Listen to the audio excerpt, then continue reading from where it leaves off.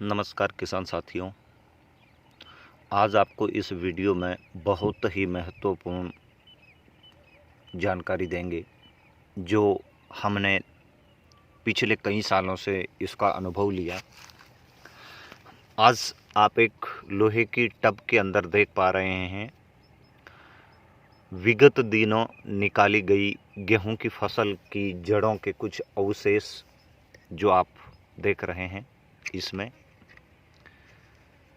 इसके अंदर जो गेहूं हमने हमारे खेत में 1 एकड़ में जो लगाए थे उनकी जड़ों को एकत्रित करके रखा है।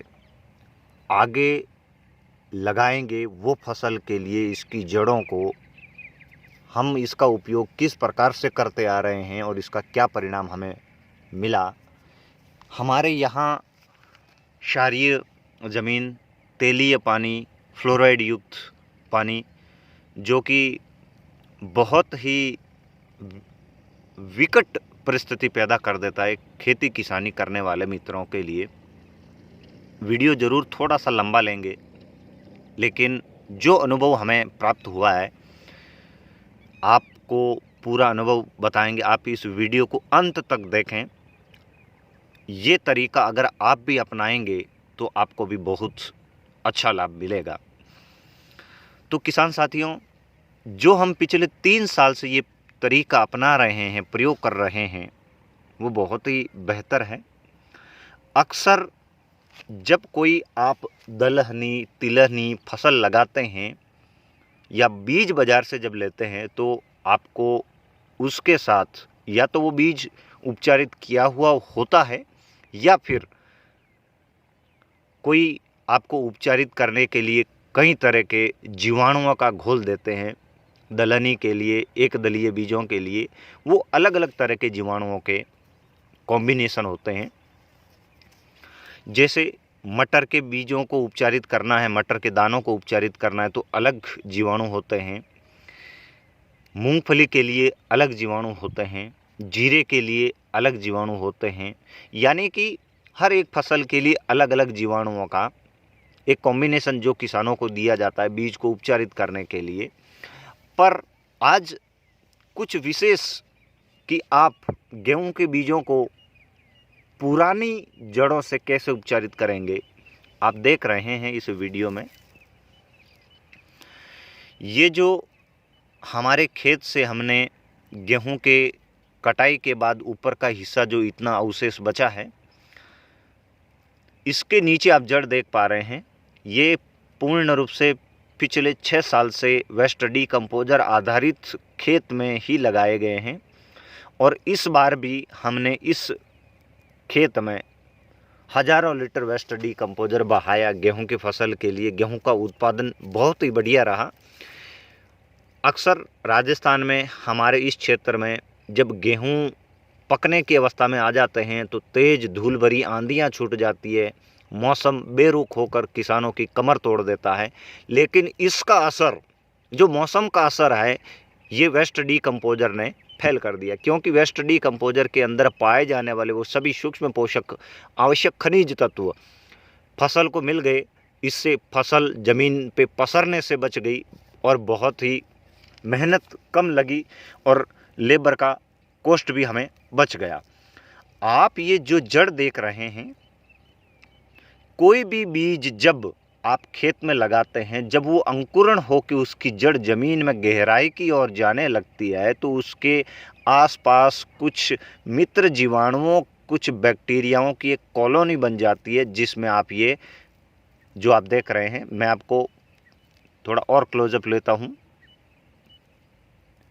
ये जो आप इन जड़ों के पास चिपकी हुई मिट्टी देख रहे हैं, ये इस गेहूं की अच्छी बढ़वार के लिए, अच्छी ग्रोथ के लिए, अच्छी शाखाएं आए, जड़ को मजबूती देने के लिए, जड़ की गहराई ज़मीन में ज़्यादा जाए, इसके लिए यहाँ कुछ जीवाणुओं ने एक कॉलोनी बनाई है।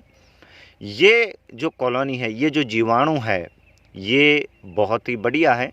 अगर आप सभी किसान भाई इस बार जिन्होंने भी जो भी फसल लगाई है और जड़ के अवशेष अगर आपको मिले हैं तो उनको आप निकाल कर छाया में सुखाकर पूरा सूख जाने के बाद किसी टब में भर के अगले 12 महीने तक के लिए रख लें। वहाँ आपको इसको टेम्परेचर ज़्यादा ना हो ऐसी जगह न रखें। आपको सामान्य जगह यानी कि जो ठंडी छांव हो, वहाँ छोटी प्लास्टिक की बरनी हो सकती है या प्लास्टिक का टब हो सकता है, उसमें आप इसको अगले 12 महीने के लिए स्टोरेज करने के लिए रखें।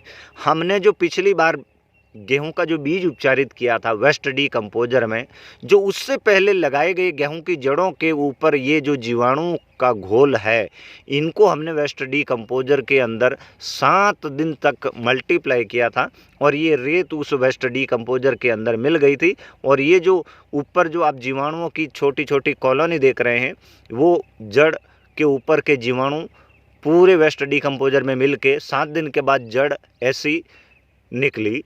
तो वो कल्चर हमने लेके प्रति 1 एकड़ के अंदर जो गेहूं उपचारित किया था, वो हमने लिए थे 1 किलो जड़ों का अवशेष। जैसे कि आप ये देख रहे हैं, 1 एकड़ खेत से रोग मुक्त, जिसकी ग्रोथ अच्छी थी, जिसकी बालियां अच्छी आई, जिसके ऊपर कोई पत्तियों में किसी भी प्रकार का माइक्रोन्यूट्रेंट या पोषक तत्वों की कमी न दिखी, वो हमने पहले ही उन पौधों को चिन्हित करके रखा था। और उन्हीं पौधों की जड़ को आज हम फिर से अगले साल बीजों को उपचारित करने के लिए भंडारण करके रखेंगे। ये गेहूं के जीवाणु अगली बार हम गेहूं की फसल को लगाने से पहले इन्हीं जड़ों के द्वारा बना जीवाणु घोल, हम जड़ जीवाणु घोल आप कह सकते हैं इसको, जड़ जीवाणु घोल को अगली फसल के लिए हम गेहूं की फसल के लिए तैयार करेंगे। आप कोई भी फसल की जड़ के अवशेष लेकर छाया में सुखाकर, जब आप छाया में सुखाते हैं तो इसको पटके ना, क्योंकि पटकने से इसके जीवाणुओं के साथ जो रेत का कण अणु जो चिपका हुआ है, वो ज़्यादा पटकने से, इधर उधर हिलाने डुलाने से वो जीवाणु नीचे गिर जाते हैं। आप आसानी से, सावधानी से इन जड़ों को आप देखें, कोई भी जड़ देख पा रहे हैं आप, सब जड़ों में इस प्रकार के जीवाणुओं ने अपना कॉलोनी, अपना फिक्सीकरण करके रखा है। चाहे आप दलहनी फसल करते हैं या फिर सब्जी वर्गीय फसल करते हैं या फिर मूंगफली, चना, मूंग, मोट, उनकी जड़ों में भी बहुत बढ़िया राइजोबियम पाया जाता है। आप अगली साल अगर कोई भी फसल लगाते हैं तो आप इसी तरह इन जड़ों को संजो के रखें। और ऐसा भी कहते हैं, जिस मरीज़ को जिस प्रकार का खून की आवश्यकता होती है उसको ज़िंदा रखने के लिए, तो अब आगे जो हम गेहूं की फसल लगाएंगे, उन गेहूं में यही जीवाणु वापस अच्छी ग्रोथ देंगे, अच्छा उत्पादन देंगे। आप यही रूटीन बनाए रखें। जितनी हमें अनुभव की जानकारी मिली उत्पादन तक, और इसके अनुसार बनाए गए, जड़ के अनुसार बनाए गए जीवाणु, जड़ जीवाणु घोल से जो हमें लाभ प्राप्त हुआ, वो आप तक साझा किया। और भी अगर आपका कोई सवाल या इससे संबंधित आपका कोई प्रश्न है तो आप हमसे सीधा व्हाट्सएप करें। हमारे व्हाट्सएप नंबर 9461691944। आपको इसके आगे और बढ़िया बेहतरीन जानकारियाँ देंगे। और आप देख सकते हैं, ये जो जड़ है, इस गेहूं की जड़ ज़मीन में आधे फीट से भी ज़्यादा गई है। ये मैं आपको पहले ही बताना भूल गया था। काफ़ी पौधों की जड़ें जो है काफ़ी ज़्यादा संख्या में आई और ज़मीन में आधे फीट से भी ज़्यादा ज़मीन में गई है। ये आप देखें, ये यहाँ से नाखून के हिसाब से अगर देखा जाए तो ये जड़ इतनी गई है, आधे फीट से भी ज़्यादा है।